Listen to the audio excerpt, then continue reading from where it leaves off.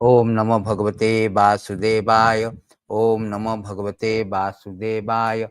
Om Namo Bhagavate Vasudevaya.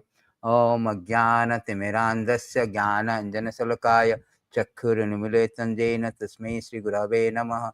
Sri Chaitanya Manobishtam Stapitam Jana Bhutale Soyam Rupa Kadamayam Dadati Swapadantikam Vandeham Sri Guru Sri Tapada Kamalam Sri Gurun Vaishnavanam Cha Sirupam Sagrajatam Sagana Siragunatam Vitam Tam Sajivam Sadvaitam Savadutam Parijana Saitam Krishna Chaitanya Devam Sri Radha Krishna Padan Sagana Ritam Sri Visakham Vitam Cha He Krishna Karuna Sindhu Dina Bandhu Jagatpate Gopesha Gopika Kanta Radha Kanta Namastute Tapta Kanchana Gaurangi Radhe Vrindavaneshwari Vrishabhanu Sute Devi Pranamami Hari Pri Vancha kalpatrivascha kurpa sindhu vevacha patitanam pavanabhya vaishnavya namo namo namo Vishnu padaya Krishna prestaya bhutale Srimati Bhakti Vedantu Swamiti namine Namaste Saraswati Deve Gauravani Pracharine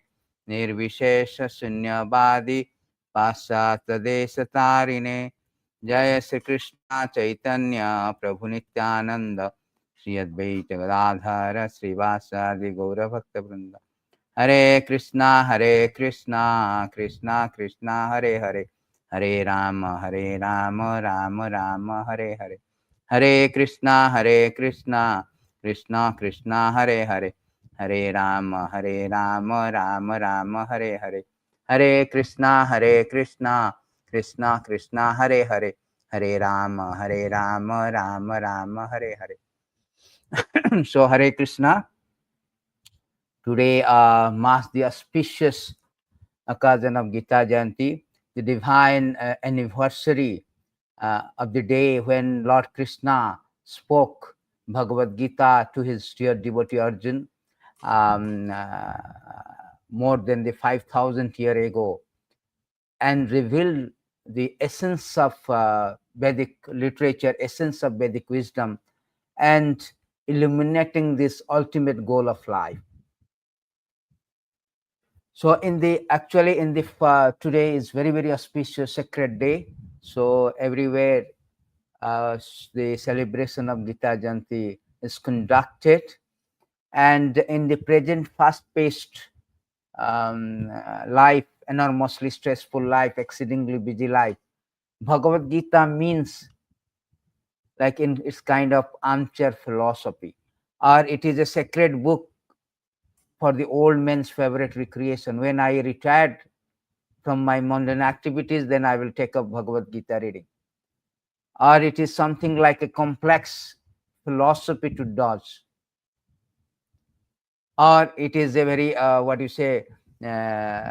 people sometimes sentimentally buy books and put in the shelf or the deity room, cover with cloth to accumulate dust without even opening the cover.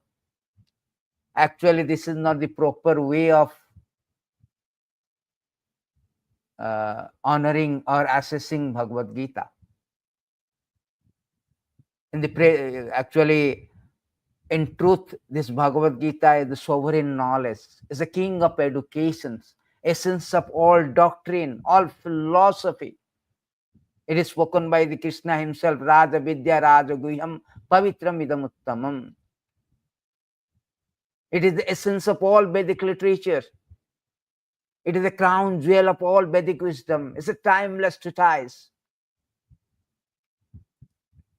The conversation, divine conversation between the man and the God, or you can say the God and his devotees, took place in a very ancient battlefield on the brink of an ancient war, which reveals, which answers the very, very profound questions, very essential question of the life with utmost clarity, with divine clarity, compassion and purpose. That is Bhagavad-gītā. Because Bhagavad-gītā is very profound, very inspirational taste. It is a very renowned jewel of Vedic wisdom. because nobody can be perfect or can act perfectly without perfect knowledge. Therefore, the Bhagavad Gita is actually addressing the most essential question of life. It is evolved in a battlefield when Arjuna was in perplexity in executing the purpose of life. Arjuna in a very put in a very precarious condition. Now it is in every one of us in a very precarious condition. We are in anxiety at present moment because we are existing in an atmosphere of non-existence. There's an existential disharmony, dissension, because this life is temporary. We cannot maintain the status quo. Howsoever sophisticated environment, gorgeous arrangement we can make by our political maneuvering, by our economic development, by scientific advancement, one cannot cross the birth, death, old age disease. These are the obnoxious problem, obnoxious misery. Due to this non-existential atmosphere, every moment we are threatened by this obnoxious misery. Death will come any time and strip away, takes away forcibly, ruthlessly, despite our tenacious determination to stay in this material world with our friends, relative, bank balance, position, association, assets. Everything will be taken away. And we do not know this, how to solve the problem. Therefore, Bhagavad Gita is not only spoken to Arjuna, to every one of us. Because every one of us in a precarious condition. It is a human manual. It's a human manual for it is a matchless gift for the mankind to deliver them from this nescience of material existence, to solve the problem of life. It is a panacea for all maladies. Therefore, it is incumbent for every living being to understand Bhagavad Gita, to read Gita, to live Gita, and to give Gita. To read Gita means to hear, to understand, to learn Gita. To live Gita means to apply in life. Give Gita means to preach to others. The setting sin of Bhagavad Gita at the warfield reflects the urgency of Bhagavad Gita. Although Arjuna is in a very precarious condition, but still he gave time. He invested his time to understand Bhagavad Gita. Similarly, life may be crammed with so much responsibility, so much pressing professional and personal situation, but one should not satisfy that demand at the expense of Bhagavad Gita wisdom. That is not judicious, that is not prudent enough. The urgency of Bhagavad Gita is there. It is a tremendous relevant to solve the problem of life. So therefore, it is incumbent for everyone to learn Bhagavad Gita, apply in our life, and preach to others. Why we should study Gita? Because to understand the purpose of life, the goal of material existence, our eternal relationship with Krishna, we must hear this science, this divine science as it is, Bhagavad Gita as it is, by Srila Prabhupada.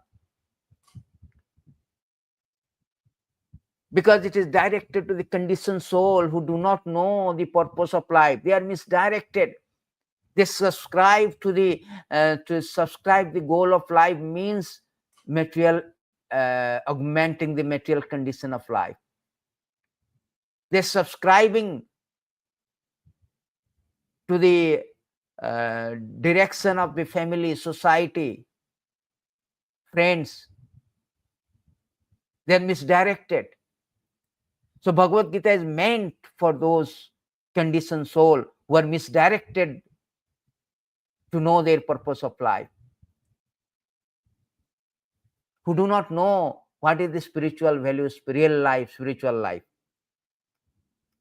Therefore, it is meant to understand what is our spiritual existence, how to get out from this precarious situation, how to get out from this non-existential temporary atmosphere.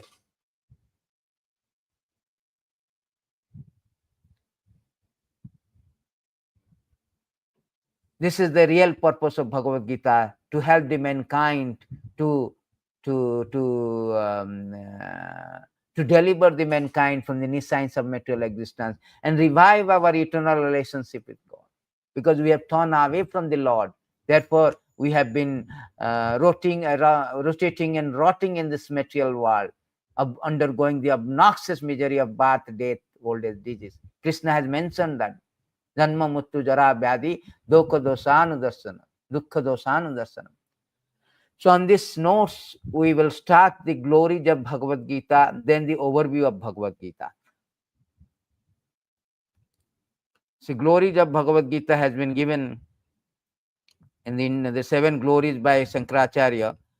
So we will study the 7 glories of Bhagavad Gita. Then we can go to the overview, essence of Bhagavad Gita. What is the essence? Actually, Bhagavad Gita is meant to surrender to Krishna. Arjuna surrendered to Krishna and solved the problem. Because we are eternally the servant of the Krishna. We are meant to serve him. But our service propensity has been misdirected even to a dog and so many other things. As a result, we have been suffering. So we will go through the glories of Bhagavad Gita. So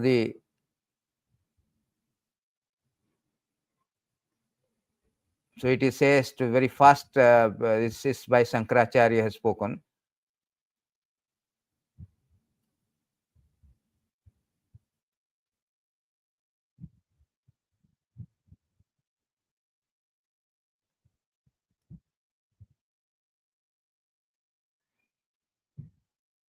Yes. So here it is said that the glories of Bhagavad Gita, first glories has been given here. So Sri Prabhupada has written the purport. In conclusion, Bhagavad Gita is a transcendental literature which one should read very carefully. Gita Shastram idam punyam jo pathate prayat puman. If one properly follows the instruction of Bhagavad Gita, one can be freed from the misery, anxiety in this life. One next life will be spiritual. Vishnu padam avapnoti bhaya sokadi bardita. So every one of us in the material world is suffering. Soko, everybody lamenting. Moho, illusion. Soko, moho. Everybody is lamenting. Soko, moho, bardita. So, bhaya, sokadi. Sokadi means other problem. There are so many problems. Adhyatmik, adi, daivik, adi, bhoitik. By our mind, body, by others, by something. So here it says that Gita Shastram idam punyam. Punyam is very auspicious. Anybody who recites or read or study the Bhagavad Gita is very auspicious. Jo pathite prayat puman. Prayat puman means very sincerely. Means under the guidance of this bona fide spiritual master, or in a disciplic succession, or from a sincere devotee. Bhagavad Gita cannot be heard from any Tom, Dick, and Harry. No. The real purport will be lost. Krishna say that evam parampara pratam imam rajarusya viddha. Krishna say how the Bhagavad Gita has should be read, should be received. So Krishna say that in this verse, evam parampara pratam ima rajarusya viddha sakalena mahato joganasta parantapa. The supreme science was thus received through chain of disciplic succession. Disciplic succession means guru sisya. Without a spiritual master, one cannot assess, one cannot approach Bhagavad Gita. As Krishna already saying, the author himself saying, it has to be received. Just like Arjuna is receiving from his spiritual master Krishna. Arjuna has surrendered. Sisyateham sadhimam tum prapanam. When Arjuna surrender, accept Krishna as a spiritual master, spiritual teacher, then Krishna deliver or reveals this mystic science. Therefore, this science, the mystic science, this divine science, this what do you say, king of education, the essence of all doctrine, only received through the disciplic succession to approach a bona fide. Krishna also say, now how to find a guru? So Krishna say that you should approach a guru and receive this knowledge. Tadvidi pranipatena pariprasena sevaya upadekyanti te jnanam jnaninam tatadarshina. Just try to learn the truth approaching a spiritual master. Inquire from him submissively. Render service unto him. The self-realized soul can impart knowledge unto you because he has seen the truth. So Krishna here is saying that approaching a spiritual master, those who have seen the truth, not that any quack or any fake spiritual master. There are many fake spiritual masters who teaches differently. No, Bhagavad-gītā, Krishna say, Sarva dharman parityāga. Bona fide spiritual master means who is repeating the word of Krishna as it is. Krishna say, you surrender unto me, the Guru must repeat that you surrender unto Krishna.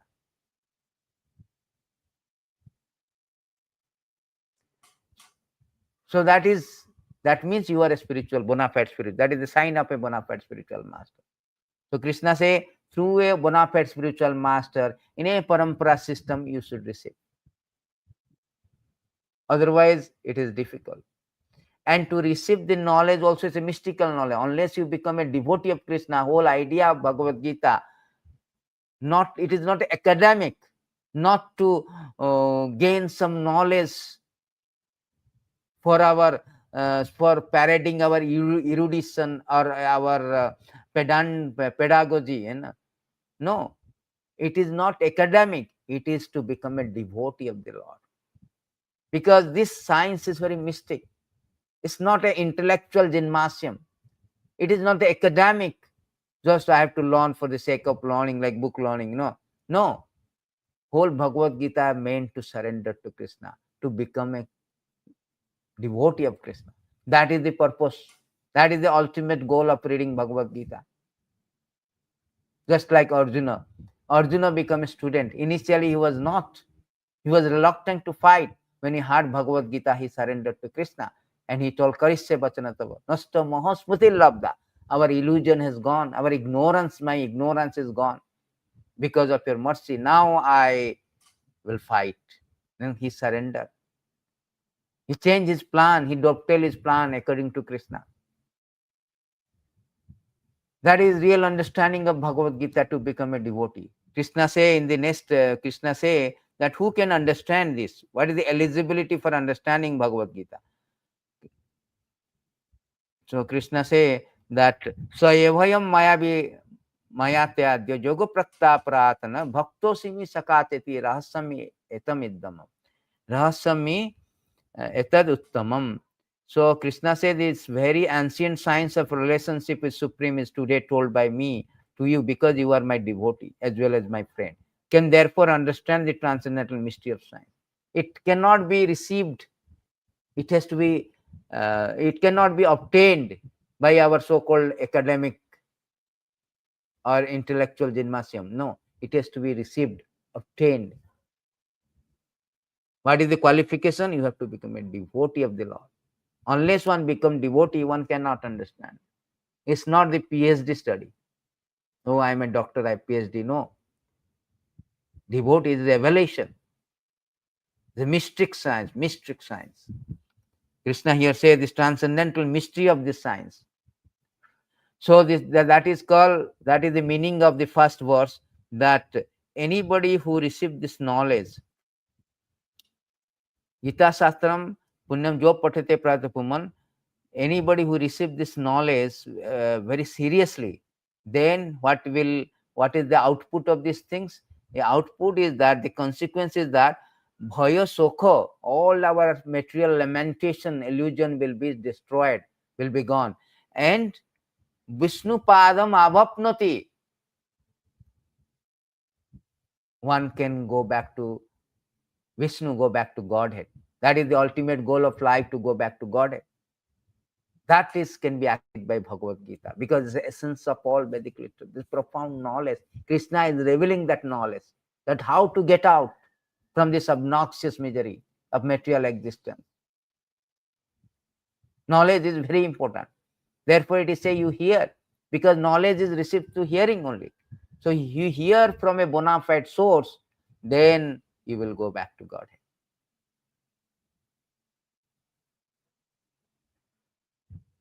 Krishna also very much emphasized the importance of this knowledge also.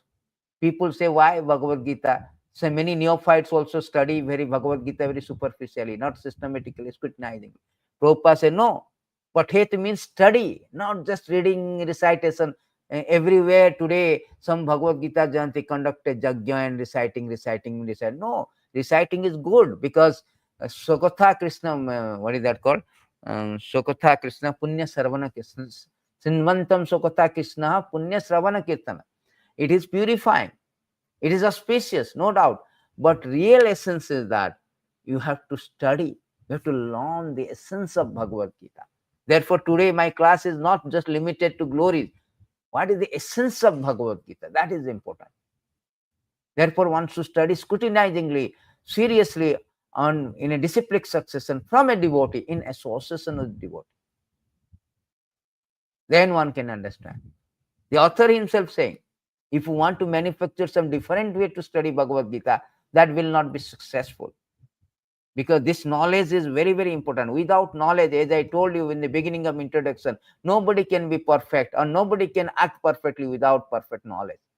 That perfect knowledge will lead us to go back to Godhead, liberation, more than liberation. Therefore, Krishna say in these verses in Bhagavad Gita is explaining that important this knowledge is.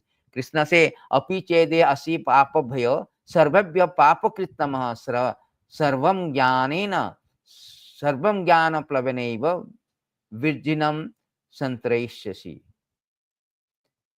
Even if you are considered to be the most sinful of all sinners, when you are situated in the boat of transcendental knowledge, you will be able to cross over the ocean of misery. That transcendental knowledge is very important. This Vedic wisdom, Gita wisdom, very important. Simply obtaining this knowledge, even after one has so many karma, he has done so many sins in the life, previous life, this life, still he can cross, he can go back. Therefore, in the very first beginning of the glories of Bhagavad Gita, Gita Mahatma, he said that Gita Shastram idam punyam jo pathate, emphasizing on studying this Bhagavad Gita and properly, scrutinizingly, in a disciplic succession from a bona fide guru, then you can go back. The output will be, the result will be, will go back to Godhead, and all our material suffering, material lamentations, illusion, everything will be finished. We will be free from. Varjita means free. That is the important. Therefore, this transcendental knowledge, Vedic wisdom is important.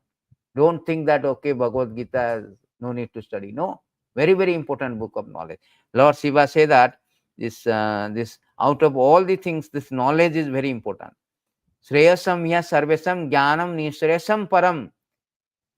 In the material world, there are different type of achievement, but all of them, the achievement of knowledge is considered to be the highest, because one can cross the ocean of science only on the boat of knowledge. Otherwise, the ocean is impossible.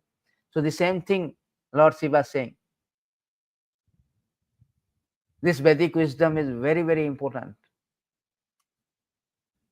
Therefore, everybody, this incumbent, this is a must, this is a mandatory for everyone to study Bhagavad Gita in a proper way, approaching a bona fide spiritual master. Just like I am giving classes, just is repeating whatever Srila Prabhupada said.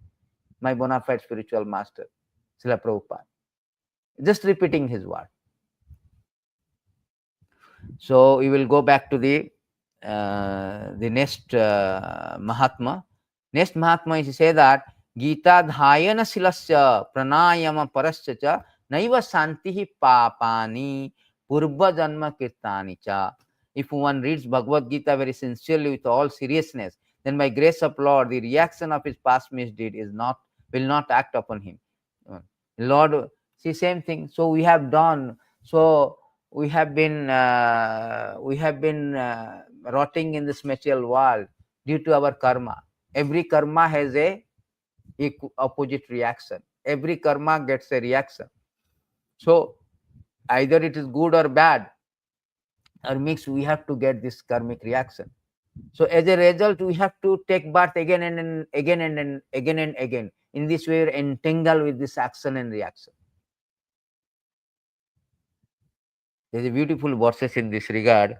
I forget that is say that how that we are acting and again we are creating some reaction and we are taking birth.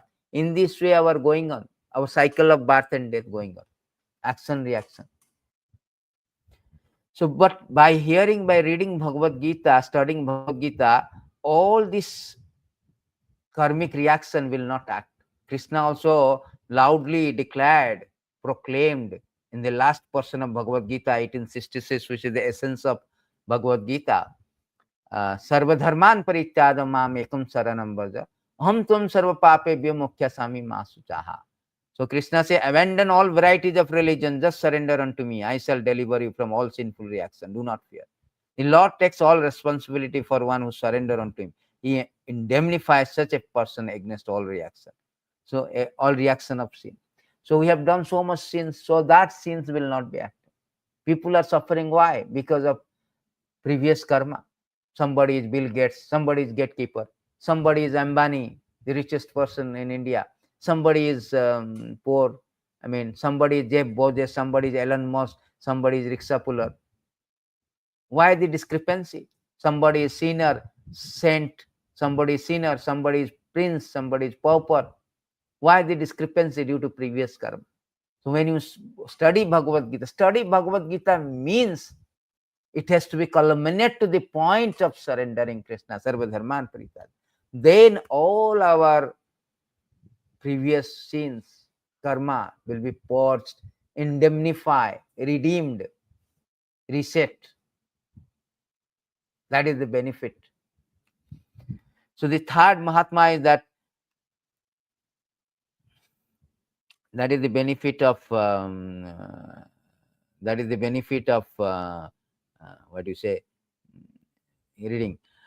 Then third Mahatma is that mala nirmochanam punsam jalasnanam dine dine sakrit gitamrut snanam sansaram malanasanam. So very nice. One may cleanse himself daily by taking bath in water. But if one takes a bath even once in the sacred Ganges water of Bhagavad Gita, for him that of material life is altogether vanquished. How much benefit, stupendous benefit, the great and gargantuan benefit of Bhagavad Gita. You say here that just like we take bath in Ganges or anywhere also, bath in water, so to cleanse daily our body. Similarly, if we bath in the Bhagavad Gita, means we read, study Bhagavad Gita even once, all the dirt of material life. What is the dirt of material life? Kamo, Krodho, Lobo, Moho, Madha, Maschara. These are the dirty things. They are called, anartha. They are called abhadra. Abhadra means dirty things, contaminations. The contamination, the dirty thing from the I have cleanses by simply once also if you study or read Bhagavad Gita. Artha means ultimate goal of my life. Anartha means which blocks from artha and blocks from our ultimate goal of life, to obtaining our goal of life. So this anartha, kama, krodha, all the things which is inhibiting us for our ultimate benefit, for our ultimate self-interest, for reaching ultimate goal of life, Krishna say, vanquished. That is the, that is the beauty of gargantuan benefit of reading Bhagavad Gita.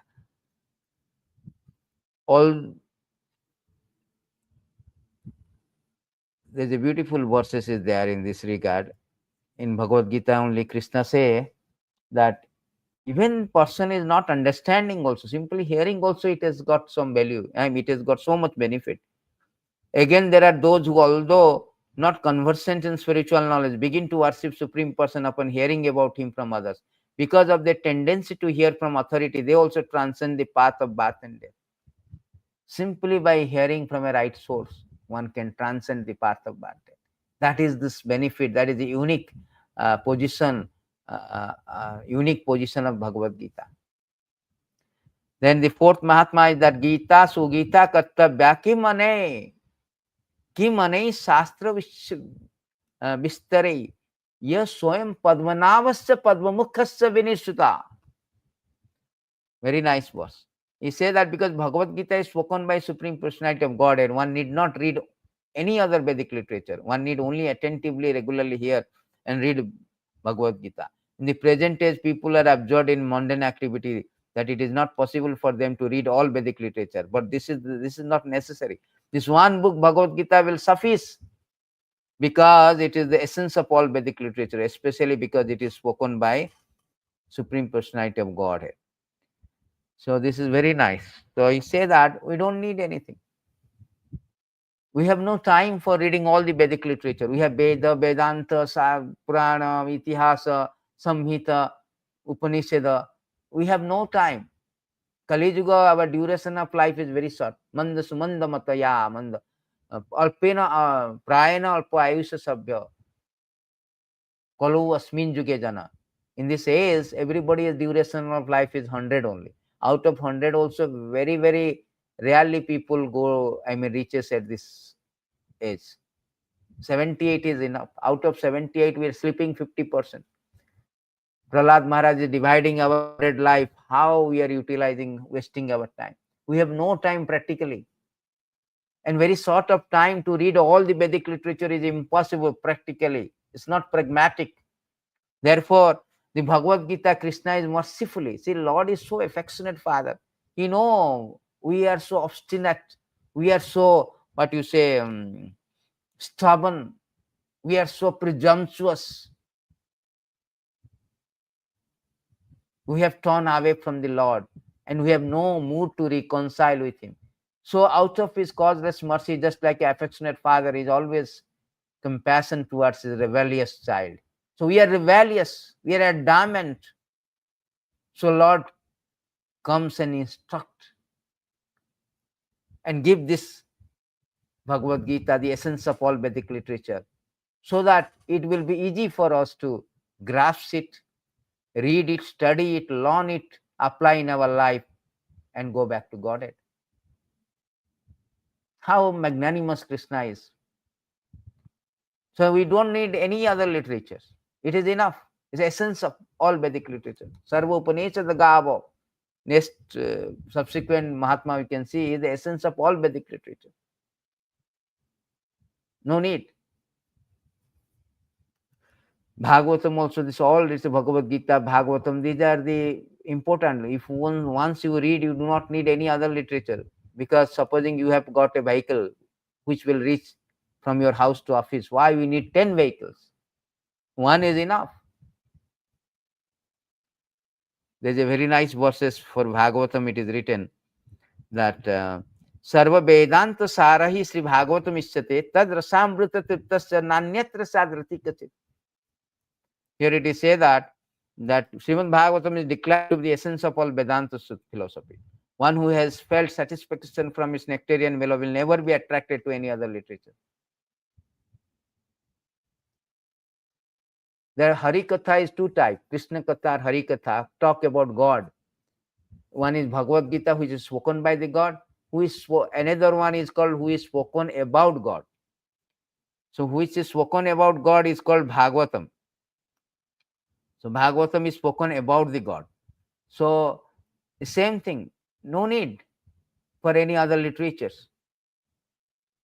Kimba Parerishwara Sadhya Huda say. There's a very nice verses in the Bhagavatam also say, if you read Bhagavad Gita or Bhagavatam, then no need of reading any other literature. He say that Srimad Bhagavatam Mahamani karte Kimba Parerishwara Sadhya Huda Avaruddhate Atra Kiti Sushrivita Takyana. And no need of any other literature. As soon as you read Bhagavad Gita, Bhagavatam, Krishna will come and manifest in our heart, compacted in our heart. He will come inside heart and close it, compacted, simply by hearing and glorifying. So that is the beauty of, beauty and glories of Bhagavad Gita, that we don't need any other book because it is spoken from the Lord Himself. It is all perfect, free from all imperfection. the word of God, auspicious, not by any commandment. It is God, Supreme Lord. Swayam Padmanavasya Padmamukhad Vinishita. Spoken by the God speaking, how much weightage it has, how much value it has. People are now so attracted to hearing about YouTube, these, that, so bombarded by so much information from this Tom, Dick, and Harry. So much information. We are just information, outrage. We are living in a age of information, excess information, extravagant excess information. Therefore, there is a mental stress. I can eat 2 chapati or maximum 10 chapati. I cannot take 50 chapati. I will have indigestion. So similarly, we cannot, our mind has some limitation. We cannot take so much information. It will result in mental indigestion, mental crisis, stress. That is the problem now. Everybody mental stress. 7 hours a day they are using they are in this social media. And 12 hours, 14 hours, simply information is flowing, bombarded by information. Therefore, Bhagavad Gita is very, very important book of knowledge for everyone to study, because it is spoken by the Supreme Personality of Godhead. We don't need any other literature. Other literatures, mundane literatures, people are attracted to film fare, bunch of newspapers. This is all waste of time. This is the playground of pilgrimage of the crows. The crows are interested in filthy place, but those who are swan, they are not interested in that. They are interested in very clean. So those who are materialistic people, they are mudha, they are fools, materialistic fools. They are interested in this kind of thing. Krishna say the Chaturveda, what is that? 7:15, he told that there are 4 kind of impious people. They do not approach. Mudha, fool, miscreant, they are miscreants. And knowledge has been stolen by so-called material education. They do not approach. They are hearing about all this material news, mundane news. They are after the filthy place, not the clean place. Namam duskitana muda prapanjante naradham. Asurim asrita. They are asurim asrita. Atheistic. So therefore, one should not read any literature, even any material, spiritual literature also. Bhagavad-gītā is enough. Bhagavad-gītā, Bhagavatam, Chaitanya Chaitamrita, Nectar of Devotion. Prabhupada say these 4 books is enough to go back to God. Anyone also can bring you back to God. So the 5th Mahatma is that Bharatamrita Sarvesham Vishnu Bhaktrad Vinishritam Gita Gangodakam Pitva Punarjanmana Vidyate. One who drink the water of Ganges to attain salvation.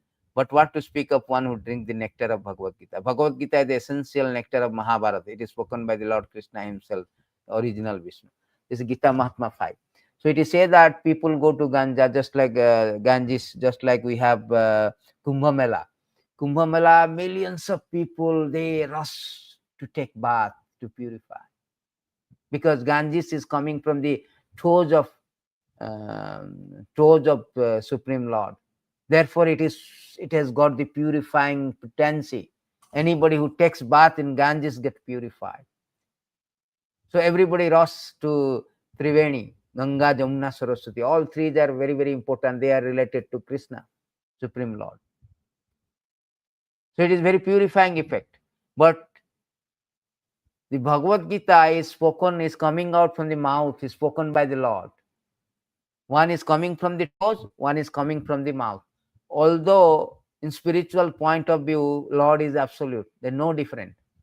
But if you see comparative study, if somebody hears Bhagavad-gītā which is spoken from the mouth, mouth is important than the feet. If you say comparative study, how much benefit one can get? How much benefit one can get? Therefore, it is said that Bhagavad-gītā comes from the mouth of Supreme Personality of Godhead, and Ganges is said to be emanate, said to emanate from the lotus feet of the Lord. Of course, there is no difference between mouth and feet of Supreme Lord, but from an impartial study, you can appreciate that Bhagavad Gita is even more important than water of Ganges. So important. Sakrit Gitamrutam Sansara Molanasanam. Sakrit Gitamrutam Snanam Sansara Molanasanam. Here also say that Gita Gangodakam Pitva Punarnarmana Vidyate. So how benefit of hearing Bhagavad Gita reading?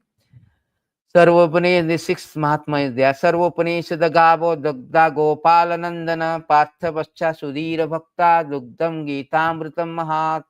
The Gita Upanishad, Bhagavad Gita, the essence of all Upanishad, is just like a cow, and Lord Krishna, who is famous as cowherd boy, is milking the cow. So this Gita Upanishad, Gita also called Shruti, Gita also called Smriti, Gita also called Naya. Why? Some people argue, no, Gita is the part of Mahabharata, it's Smriti. Yes, it is Smriti because Mahabharata histories are called Smriti. But Shruti means by hearing, because Shruti means Veda. Vedas are Shruti. So, because Vedas are emanating from the mouth of the Lord. Because it is emanating from the mouth of the Lord, or it is spoken by the Lord. Ya Padmanabhasya Padmamukhat Vinishrita. Therefore, it is also Shruti. Therefore, it is called Upanishad. It is also called Naya because Vedanta philosophy. It is also Vedanta. Because Vedanta deals with 5 things: the living entity, the material world, the time, the karma, and the God. The 5 basic truths.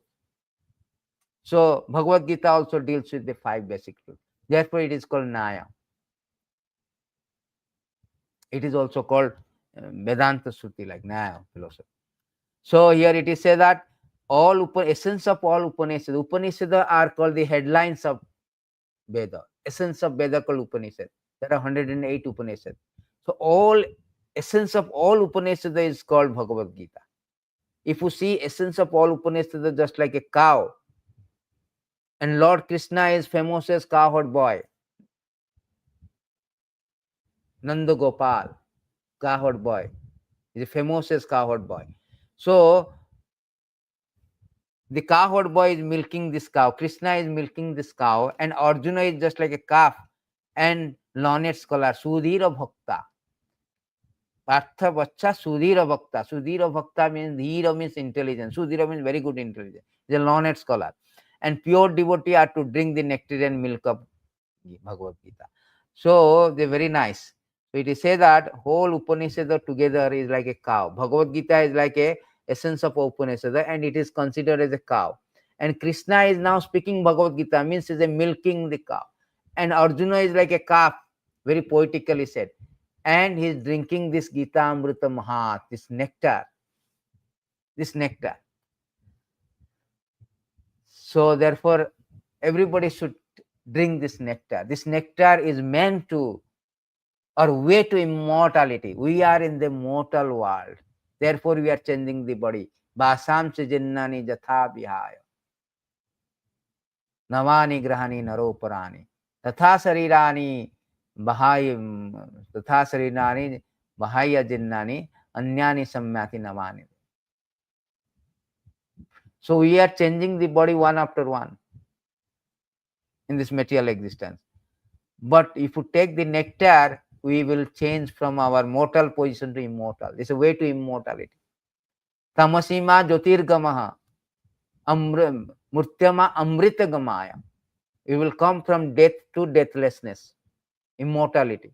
So Bhagavad Gita is a way to immortality because it's a nectar. Everybody should take that nectar. So finally, this last Mahatma, 7th Mahatma, Eka Shastram Devaki Putra Gitam, Eka Deva Devaki Putra Eva, Eka Mantra Tasya Namaniyani, Karmapi Ekam Tasya Devasya Seva. In this present day, people are very much eager to have one scripture, one God, one religion, one occupation. Therefore, Eka Shastram Devaki Putra Gita. Let there be one scripture only, one common scripture for the whole world, Bhagavad Gita. So that is the thing. Everybody likes that one rules. Why different rules, different things? different religion. Why there is a conflict? All the things. Therefore, let there be Eka Shastram, one Bhagavad Gita, spoken by Supreme Lord. Eka Deva Devaki Putra Eva. Let there be one God for the whole world, Sri Krishna. People are manufacturing God. Krishna himself saying, Mataha Parataram Nanyant Kinchit Dastidana. I am the God. I am the Supreme God, Supreme Controller. The God himself declaring. So why not Krishna, one God? Why there are so many unnecessary people are manipulating this God, that God? Let there be one God. When the God himself declaring that I am the Supreme God. Eka mantra tasya namani yani. One hymn, one mantra, one prayer, chanting Hare Krishna, Krishna Krishna, Hare Hare, Hare Ram, Ram Ram, Hare. Everybody likes the universal. They do not like all these things conflict, all the dissension. So let there be one mantra, hallowing by thy name. Christian also say hallowing by the name. Allah ilallah Muhammad Rasulullah. God is great. So let there be one mantra, Hare Krishna, Krishna Krishna, Hare Hare. It includes everything. God is great. God is full powerful. Everything. His name is there. His power, energy also there. How great his potency.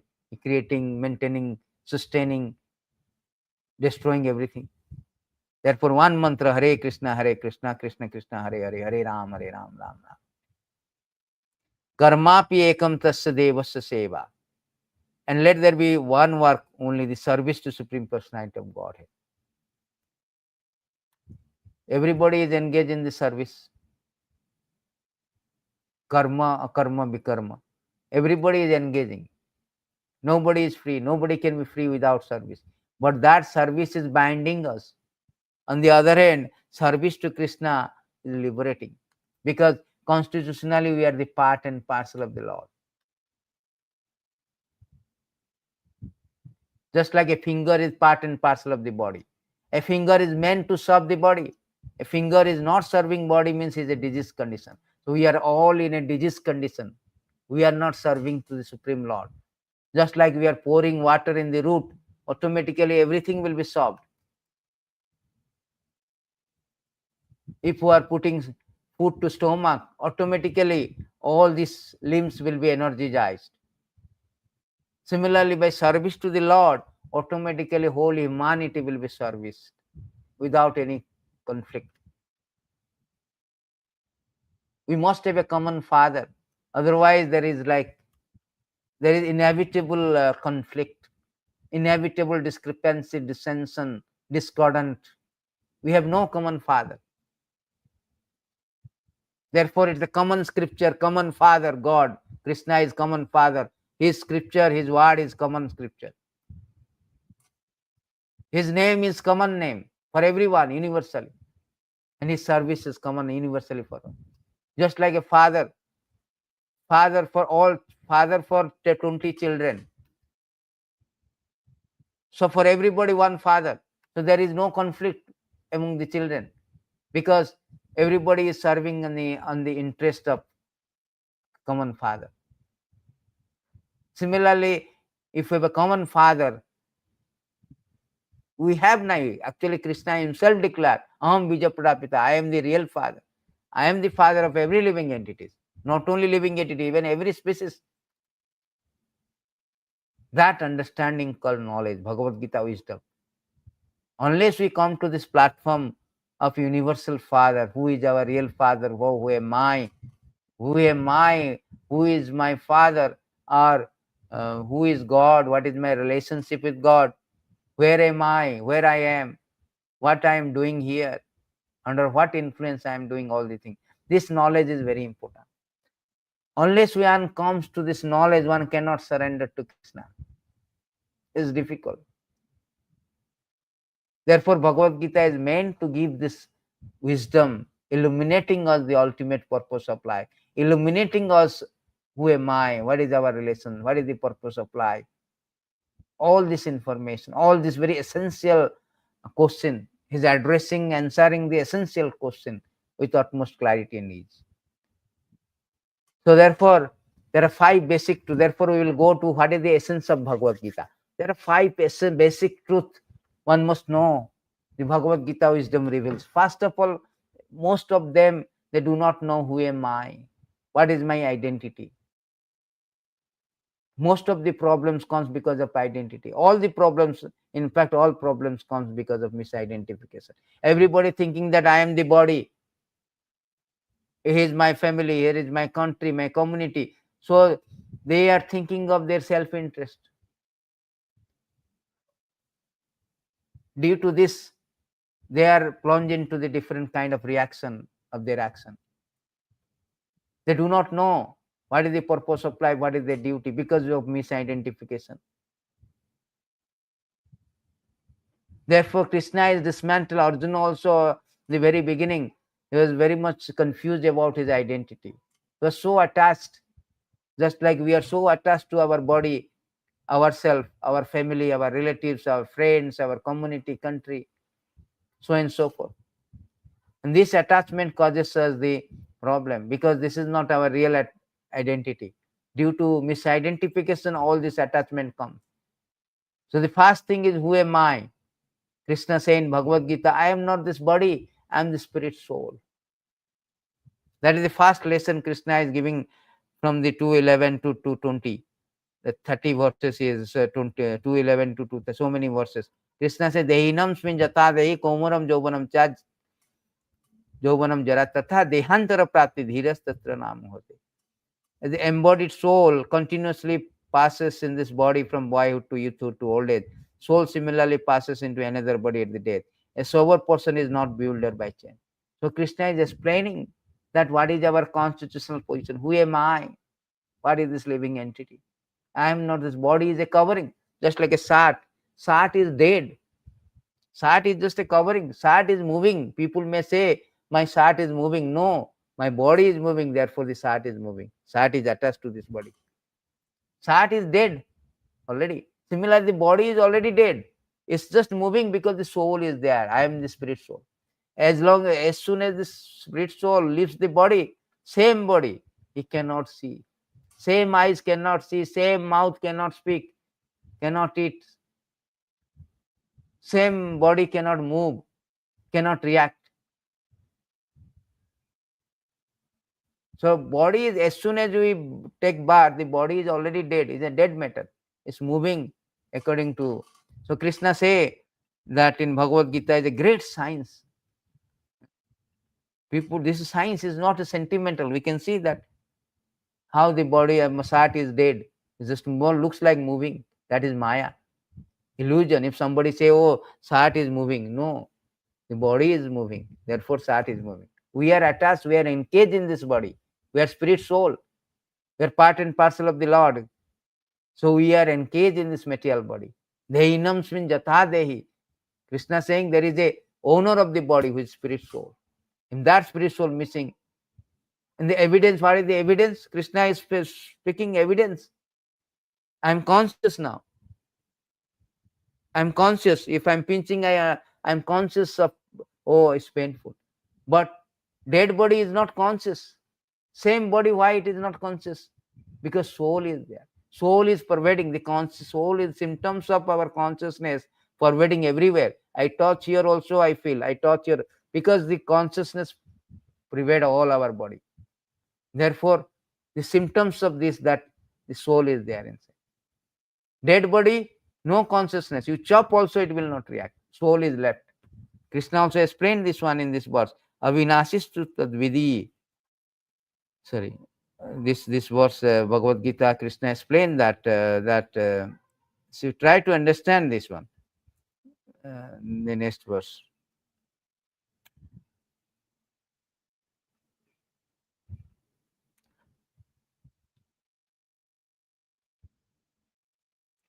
So 2:17, Krishna say that avinashistu tadvidi jena sarvam idam tatam vinasam avyajasya na kasit kartum arhati. So that which prevents entire body, you should know the to be indestructible. No one is able to destroy that imperishable. That is clearly explained, that real nature of the soul, spread all over the body. Anyone can understand what is spread all over the body. It is consciousness.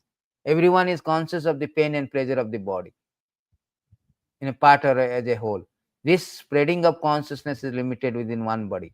Pain and pleasure of one body is unknown to another. Therefore, each and everybody is embodiment of individual soul. Everybody has the soul. I cannot know what is the pain and pleasure of others. So everybody has individual soul encaged in this body. Soul has no destruction, body dies only. Soul has no, according to our karma, we get this body, snake body, so many species of life. They are also living. Where they come from? Question may arise. According to karma, everybody will get this body. Different body awards. Krishna say, Karanam guna sangasya sadasam janma janmishu. According to our karma, karmena daiva netrena. Therefore, our constitutional position is we are spirit soul. Spirit soul will never die, only body dies. Na jayate muryate va kadachin na em bhutta bhavito na vana bhuyah bhutta bhavita na bhuyah ajo nitya sasata em prana na hanyate hanyamane sari. So soul has never died, the body only dies. So we are the spirit soul, somehow pathetically engaged in this body due to our karma. So we have to get free, disentangle from the body. That is Bhagavad-gītā wisdom. Therefore, we first of all we should know identity. Why we take the body? Because of our attachment. Krishna say, whatever your attachment, according to your attachment, you will get another body. I am attached to something, I will get another body. I am attached to a woman, I will get a woman body next birth. This is stated. Krishna say, at the time of death, your attachment will bring you to another body. Yamam bapi smaranam bhajata jantanta kalaram. The general principle Krishna has given that tam tam vibhati konte sadatada bhavita bhavi. Whatever the state of being remembers when he quits body, one son of Kunti, he will attain without fail. So our psychological condition at the time of death will bring us to another body. Bhasam chijinnani jathabhyah navani granthi naroparan. Just like a dress is torn or not useful, we throw it and get another body. Similarly, another shirt. Similarly, our present body, when it is not fit to stay here, then the soul leaves and go to another body, according to our karma, according to our psychological condition at the time of death. So that is, you should understand. Therefore, Krishna says, Mamavyansa jiva loko. This actually, we are not this body, we are the spirit soul, part and parcel of the Lord. We are just like a finger is part and parcel of the body. It has to be with body attached. When it is amputated, it has no value. Our condition is like this. We have turned away from the Lord. Therefore, we are encaged. When you reinstate or revive our relationship with God or revive our constitutional position, then we are free from all this engagement. Mamayansa jivaloke jivavutta sanatana manas sasta indriyani prakristani karsat. Living entity in this conditioned world are my eternal fragmental. We are eternally connected. Not that we are connected there with eternally. Just like that, we have forgotten here. And due to the conditioned life, they are struggling very hard with six senses, which include mind. We have forgotten that. We have to revive back. So this is the first thing, Jiva, who am I? Then where I am this in this material world. Krishna say that I am in this material world, and this material world is created by the Lord. Krishna say that that where I am,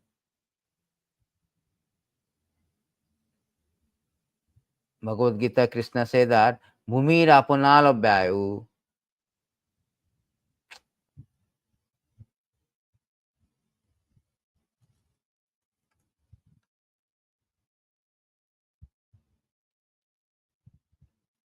So Krishna say in these verses,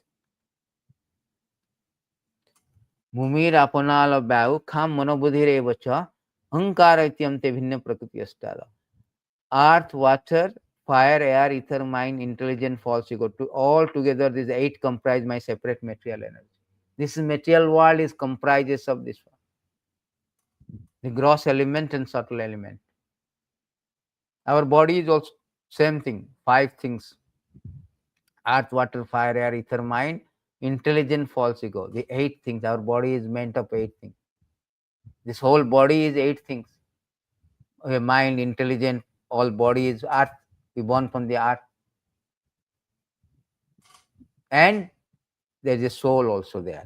So Krishna say that that another thing is created called soul. Not created, is aparayam itastanyam prakritim vidhime param jivabhuttam mahabhav yayaddam dharyate jagat.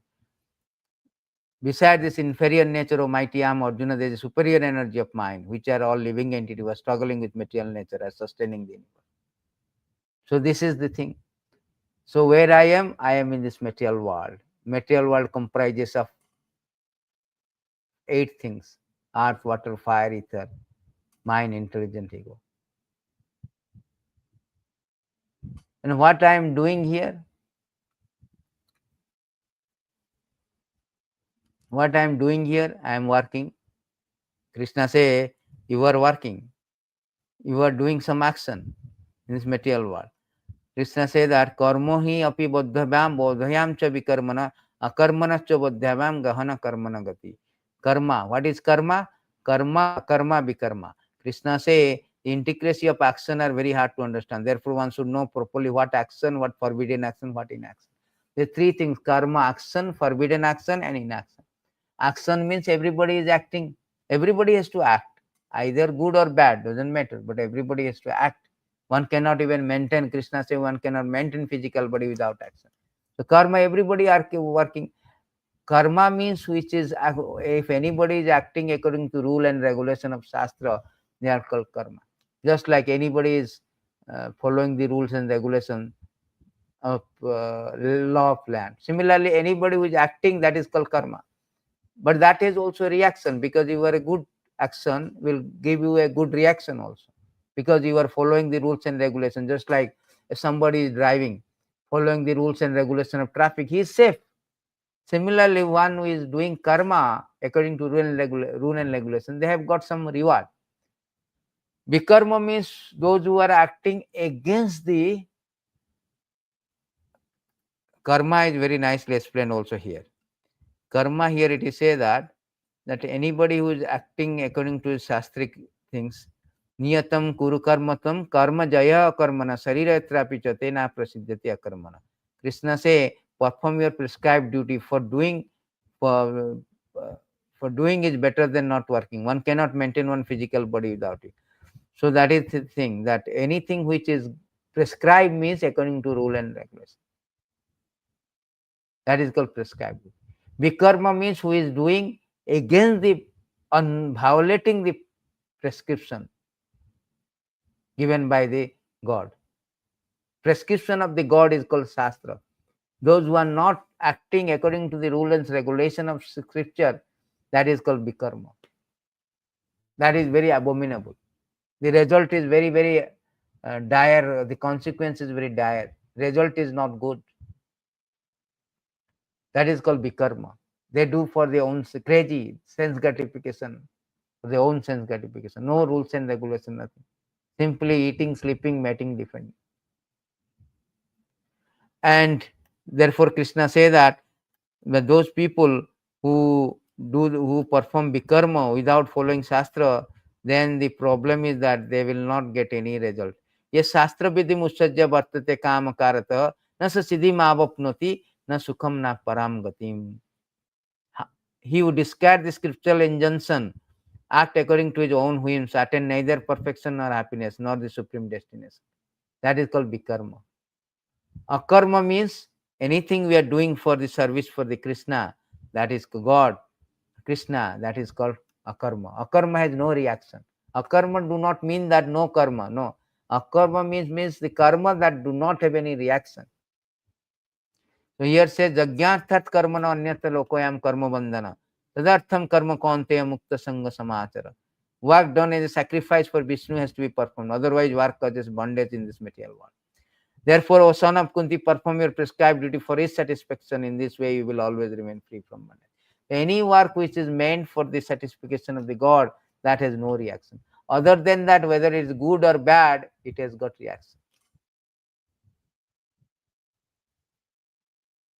Urdham gachanti satastha. Those who are doing good work according to rule and regulation of Shastra, they can go up to heaven. Those who are doing mixed passion, mode of passion, mixed way, they stay in this. Those who are doing vikarma, they take birth. Their result is very bad. They take birth in animal kingdom, abominable species. So this is about karma.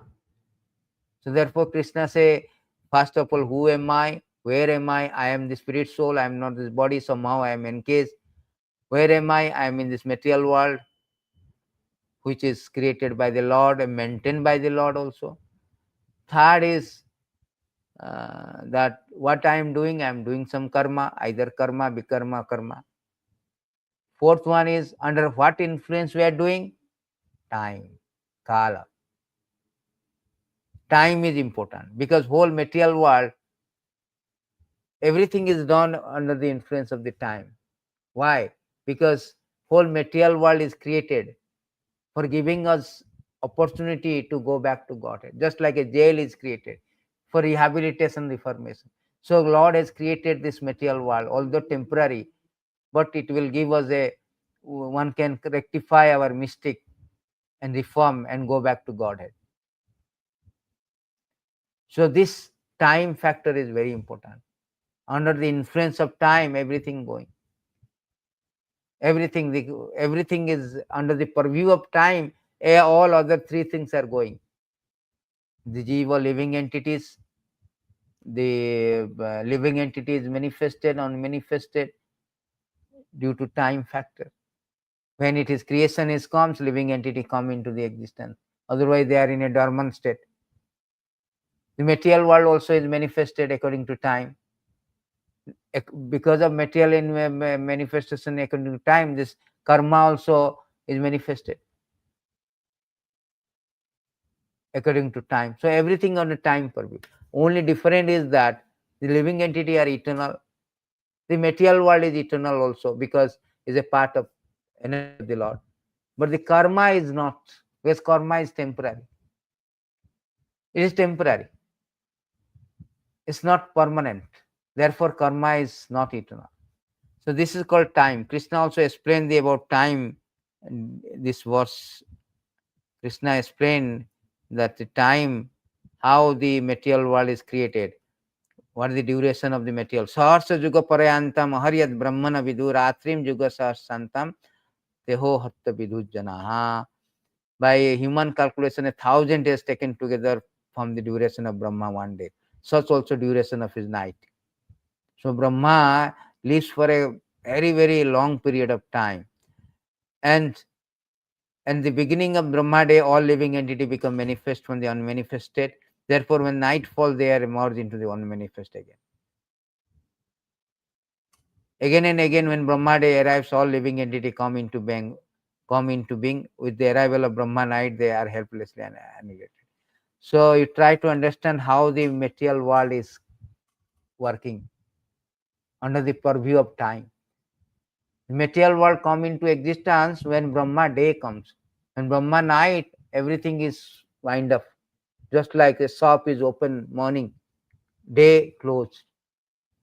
When open shop is open daytime, then it can sell. So many activities are going on. So many people are coming purchasing.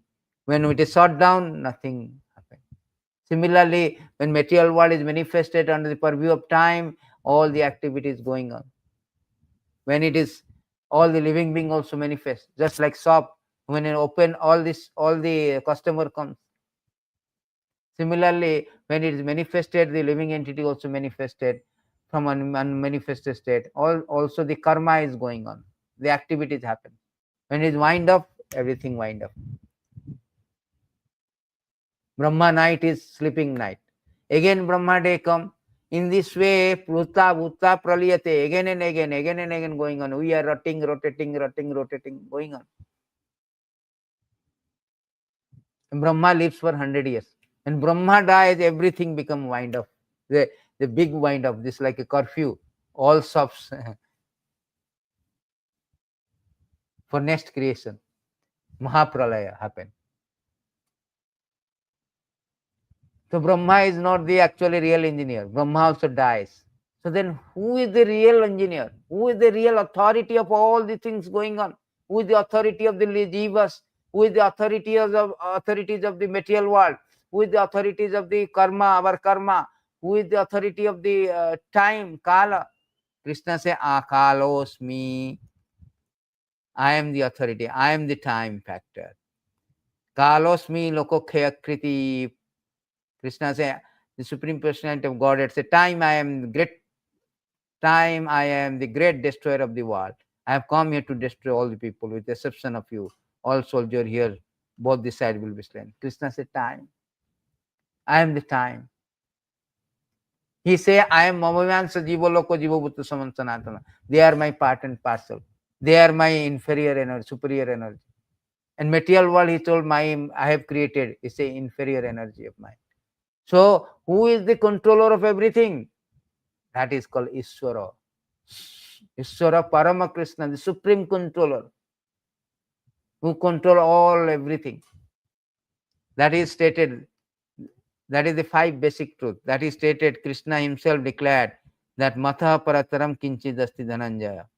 Mai Sarvam Idam Pratam Sutre Maniganaiva. Krishna say, O conqueror of the wealth, there is no true superior to me. Everything rests upon me as a poles are strong on the thread.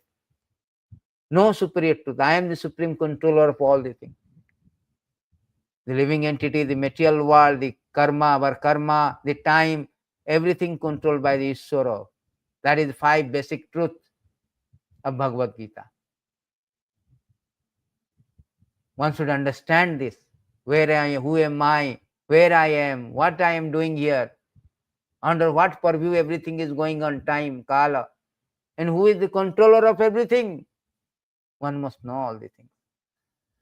And that is not all about Bhagavad Gita. Bhagavad Gita also gives you this wisdom, knowledge, how to get out from this temporary material world and go back to our real home. Our real home is not here. Just like jail is not our real home. Similarly, material world is like a jail. We are encaged, we are prisoned, we are suffering. We are being rehabilitated by the God to reform us. So now Krishna in Bhagavad Gita is giving the formula to how to come to him. So he is inviting everybody. First of all, he gives the invitation in Bhagavad Gita. He is inviting everybody to please come. This is not your place. After he is explaining about all the 5 basic truths, who am I, where I am, what is this material world, he is inviting also. Janma karma chame divyam evam jabati tattva taktya deham punarjanmana iti mameti sorjana. One who knows the transcendental nature of my appearance activity does not upon leaving the body take his birth again in this material world, but attains my eternal abode. So he is giving a hint that this material world is bhuta bhuta pralyate. Brahma day it become unmanifested, again created, again destroyed. But my eternal abode, he never destroyed. So he is giving invitation. He is telling that, see, he is giving some hints and invitation to everyone, please come back to this spiritual world. He told very nicely in this Paratasmastu anya bhava vyakta vakta nasanatana yes sarvesu bhutesu nasyasu na vinasyati. There is another unmanifest nature which is eternal, is transcendental to the manifested and unmanifested matter. It is supreme, is never annihilated. When all this world is annihilated, that part remains as it is. So this invitation is a hint giving to everybody. Krishna is giving, come on, you come here, you don't have to go back. So many places Krishna has given an invitation. Yad gatva na nirbantate tad dhamam paramam bhav. If somebody comes to my dham, he never come back again to material world. Not only that, he has given some case study that many people may doubt whether Krishna is telling right or not. Krishna says, Mam upetta punarjanma dukkhalayam saswatam na punvanti mahatmana samsiddhim paramam gataha. After attaining me, the great soul who are yogis in devotion never return to this temporary world, which is full of misery because they have attained the highest perfection. These are the hints, they are the invitation. Krishna is inviting us to his world. Next verse also Krishna say that Abrahma bhuvanal loko punaravartino Arjuna ye mam prapanjanti mam upetto konte punarjanmana vidyate. So Krishna is giving invitation from highest planet to material world down to the lowest. All are places of misery, wherein repeated birth and death take place. But one who attains to my abode, O son of Kunti, never takes birth again. So these are the invitation by the Lord. And finally, he is showing that how to go to his dham. After sending the invitation to every one of us, he is now showing that how to go to his dham by yoga. Bhagavad-gītā is a yoga system. What is that? Yoga means connecting, linking. You cannot understand Krishna activities, appearance is transcendental unless you connect with him. Therefore, Krishna telling that yoga system, yoga means connecting back. We are now disconnected. We are not getting that. Therefore, we have to link back again to connect back.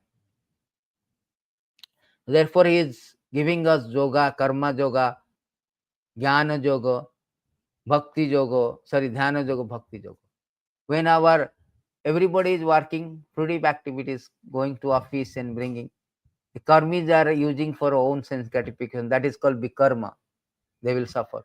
Therefore, Krishna telling karma yoga, you want to purify yourself, you do karma, but you should connect your karma. When your productive activity is overcoated with devotion, yoga means devotion, linking back, linking with Krishna is devotion. When your karma or mundane activity, fruitive activities, we are going to office, bringing money, when that result is now overcoated with devotion, that is called karma yoga. So Krishna is giving the formula how to come to his kingdom by karma yoga, jnana yoga, dhyana yoga. He is saying that yat karosi yadasnasi yad josi dadasya tat karusa yat karosi yadasnasi yad josi dadasya yat tapasyasi konte tat karusa madarpanam. Whatever you do, whatever you eat, whatever you offer or give away, and whatever austerity you perform, do that, O son of Kunti, as an offering to me. This is called karma yoga. All results should be given. Jagyate karmana anyata karma lokoyam karma bandhana. You should do for the satisfaction of the Lord. That is called karma yoga. Work done as a sacrifice, Vishnu has to be performed. That is karma yoga. It has to be overcoated with devotion. Otherwise, it is abominable. Again, he say that my sarvani karmani sannyasa chetasa nirsayi nirmana bhutva yuddhasva vigata jwara. Therefore, Arjuna, surrendering all your work unto me, with full of knowledge of me, without desire for perpetuity, no claim to perpetuity, free from lethargy, fight. All karma you surrender to me. Again, in another places, Krishna say that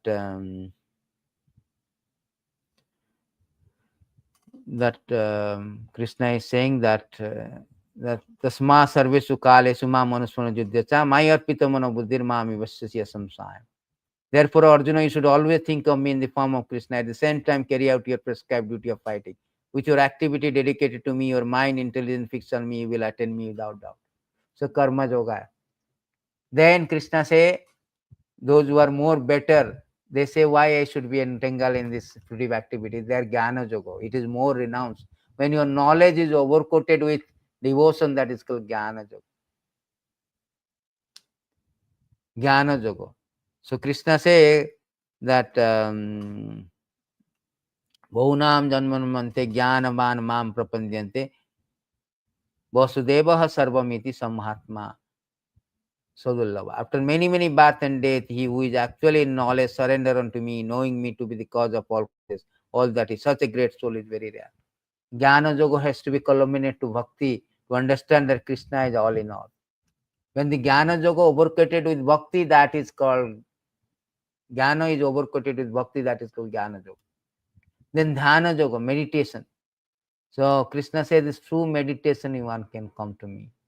By Ashtanga yoga, in 6th chapter, Krishna says Ashtanga yoga. one can come to me through the Ashtanga Yoga. After explaining about the Ashtanga Yoga, that you practice like this, Krishna say, if you practice with this controlling your mind, you can come to me. Krishna say here that, O mighty I am son of Kunti, it is undoubtedly very difficult to curb the restless mind, but it is possible by suitable practice and by detachment. You practice and meditate, controlling your mind on Krishna like Ashtanga Yoga, then you will come to me.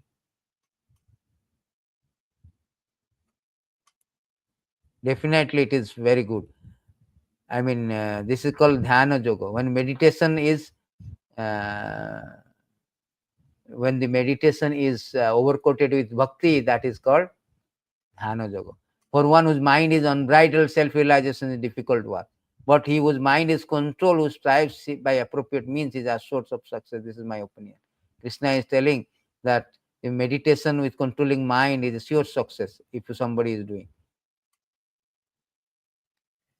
So this is his Krishna's verdict. And finally, Krishna say, after speaking about all three yoga, finally he is coming to Bhakti Yoga.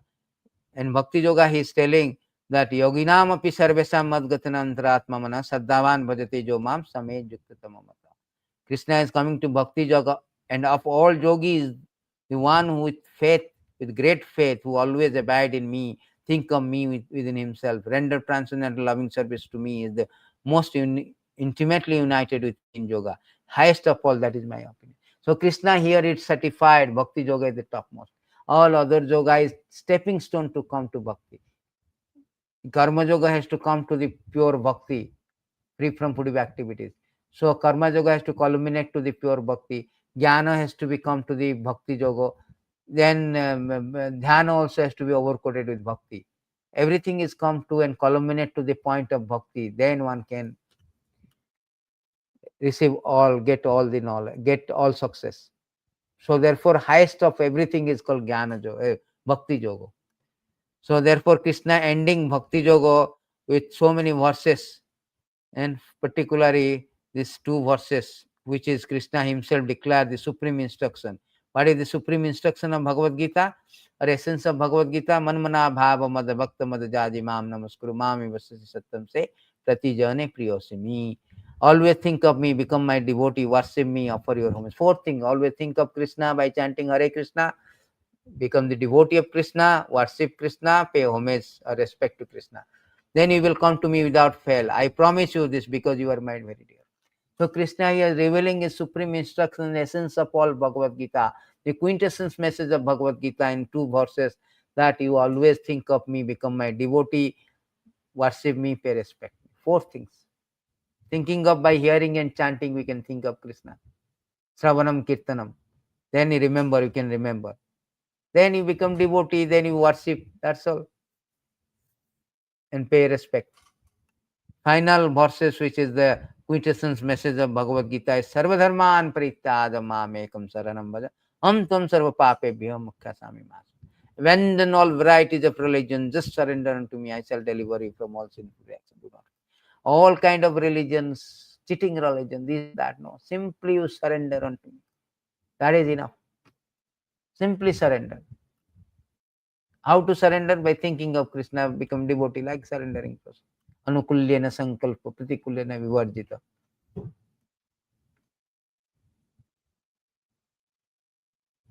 Engage in devotional service of the Lord. Surrendering process can be done by the Sravanam, Kirtanam, Vishnu Smaranam, Bhakti, by performing Bhakti. If you perform, engage in the Bhakti, then Krishna say, I will deliver you from all sinful acts. Easy to cross, easy to go back to Godhead. Krishna says in another verses, very easy to go to Krishna simply by following this Bhakti Yoga. Ananya Chetasa Satatam Yamam Saranti Nityasa Tasyam Sullava Patra Nitya Jukta Sujogina. For one who always remember me without deviation, I am easy to obtain, O son of Partha, because of his constant engagement in devotional service. Always engage in devotional service. All activities are dovetail with Krishna, just like Arjuna is fighting, but fighting for satisfaction of Krishna. That is it. Therefore, Krishna say that everything has to be dovetail. Everything has to be dovetail. Krishna say that chetasa sarva karmani mai sannyasi matpara buddhi yogam upasrita madachita satatam bhava. In all activity just depend upon me, work always under my protection. In such devotional service, be fully conscious of me. He is now revealing the process, how we can do. Everybody has to act, you act, but depend on me, under my protection. In such a devotional service, fully conscious of me. That is called Krishna consciousness. And when you become Krishna consciousness, the result is that you will pass all the obstacles. Mata chita sarvadurgani mata prasadat tarishyasi atachetatam ahankaram na srasati vinakyati. Krishna is saying that if you become conscious of me, you will pass over all obstacles of conditioned life by my grace. If, however, you do not work in such consciousness but act through false ego, not hearing me, you will be lost. Krishna say, you don't listen to my instruction, Bhagavad-gītā wisdom, you will be lost. But if you listen and work accordingly, Krishna say, I will assist you. I will assist you, I will show my mercy so that you can pass all the obstacles and come back to me. If you do not do that, then you will be lost. This is the process Krishna is giving. Lord is so many verses Krishna also saying how I can assist. Krishna telling, I assist. Yogo khemam bahamiyam. If anybody doing something, I will assist him. I will give the buddhi yoga. Krishna say, I will give them intelligence so that he will come to me. If somebody is following my path. Tesam satatu yuktanam bhajatam pritipurvakam dadami buddhi yogam tam jaina mam upayantite. To those who are constantly devoted to serving me with love, I give the understanding by which they can come to me. So Krishna is ready to assist. He is convincing of sarva dharman prita, just surrender unto me. Then he will come to me. I will redeem, indemnify all sin. Don't worry, don't fear what will happen. So that should be that is the real understanding of the Bhagavad-gītā, to surrender to Krishna, to become a devotee of Krishna. Not that is the academic study. Oh, I have passed. I am a diploma in Bhagavad-gītā, but I am not a devotee. What is the use of that? What is the use of that diploma? Actually, you have not understood it. Krishna say, only a devotee can understand me. So, this is a rahasya, mystic science.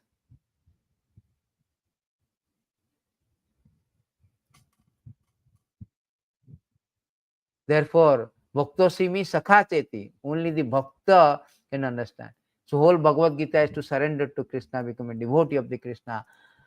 Then we can cross. That is real understanding of Bhagavad-gītā, quintessential message of Bhagavad-gītā. It's not an academic study. It's a very important. It's addressing the essential question. We are trapped pathetically in this material world, undergoing excruciating, painful life of obnoxious misery of birth, death, disease, old age.